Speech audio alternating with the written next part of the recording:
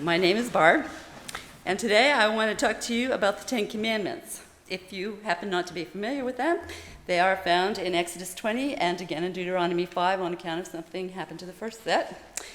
The first 9 commandments tell you pretty clearly what you're expected to do or not to do. Don't worship other gods. Don't worship things that are not God. Don't use God's name in a way that doesn't reflect His holiness. Set the Sabbath day apart as a day of worship. Treat your parents with respect. Don't kill anyone. Be faithful to your partner. Don't take other people's stuff. Don't tell lies about people. That's all pretty clear. And then there is, thou shalt not covet. What does that mean? It sounds like God is saying that it's not enough to control our behavior, that He expects us to control the desires of our hearts. Really? Does God expect you to look over at your neighbor's new car, or her beautiful garden, or the lovely ocean view from their back porch, and not wish for one moment that those things belong to you? I'm pretty sure that no one who is sitting here has murdered anyone, or made off with their neighbor's stuff, or told lies about someone in court. But I'm also pretty sure that there was no one sitting here who has not thought to themselves more than once that if only this happened, my life would be better. Or if only I had that, then I could be happy. And yet, the 23rd Psalm, which most of us have memorized, starts out, "The Lord is my shepherd. I shall not want." Period. End of sentence. Many years ago, I read a novel by Anna Quindlen called One True Thing. The story is about a young woman who was forced to leave her job in the city and come home to the small college town where she grew up in order to care for her mother, who was dying of ovarian cancer. The young woman is very angry at her father because she knows that her father has had a series of affairs with young female graduate students that he mentored as part of his job as a college professor. She knows that her mother also knows about her father's infidelity, and she is angry with her mother for not calling him out about it. At one point in the story, the young woman is being critical of her mother for seeming to quietly tolerate her father's betrayal.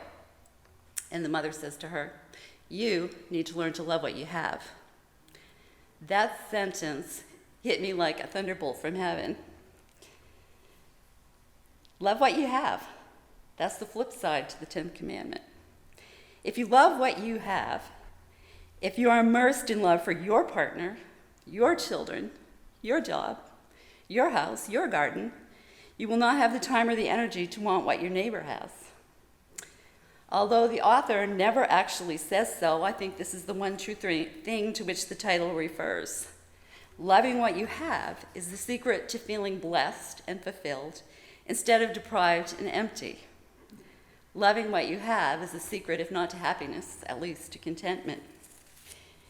And if you love what you have, you will be truly and profoundly grateful.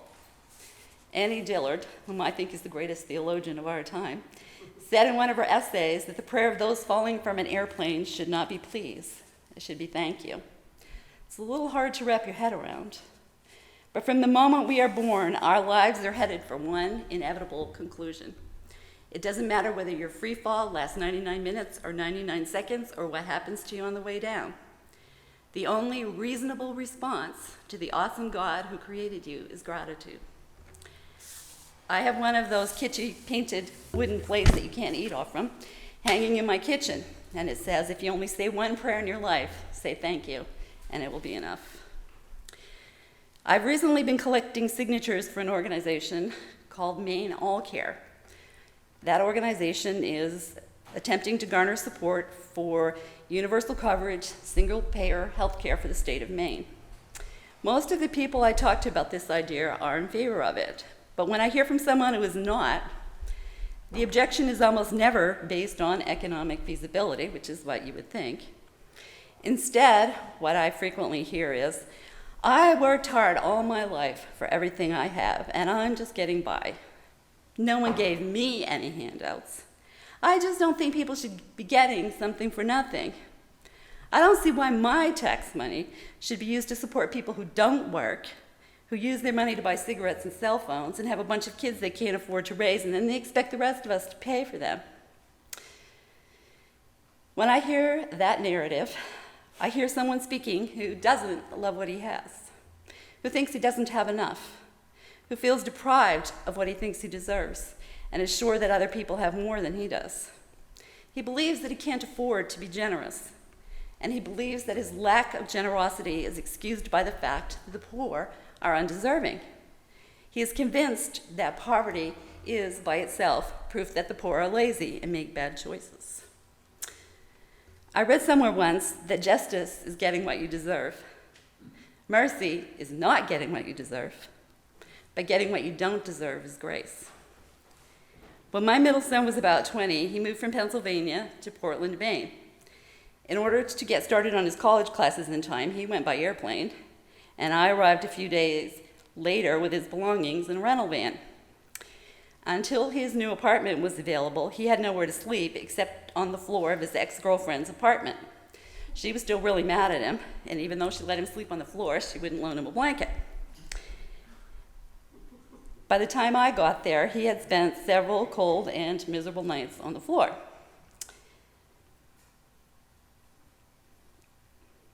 Prior to leaving Pennsylvania, I had decided to add to the van a down comforter that I didn't want anymore because the color didn't match my newly repainted bedroom.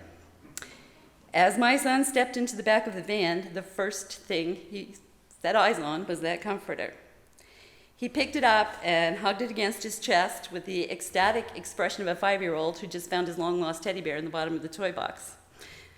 I always wished that I'd had a camera to record that moment. Then he turned to me and said, "I didn't ask for this. Did I ask for this?" He hadn't asked for it. I just decided he might like to have it. When I think of grace, I think of the expression on his face hugging that comforter. Grace is getting a lovely, unexpected gift that you probably didn't deserve and didn't even know to ask for because you didn't know you needed it. When I was a little girl in the 60s, it was common for churches to invite missionary speakers, which I avoided as much as I could because they frequently told horrific tales of creative ways that Native people found to torture and kill each other, and sometimes the missionaries as well. I was, and probably still am, overly sensitive, and those stories kept me awake at night. I lay there in the dark and wondered about the mystery of my existence. How is it that I was chosen to be born into a loving family and in a country where I had enough to eat, where clean drinking water was available just by turning on a faucet, and where there was limited probability that marauding bands would come in the night and burn the neighborhood to the ground or chop everyone to pieces with a machete? How is it that I was me and not some Biafran child slowly starving in the desert?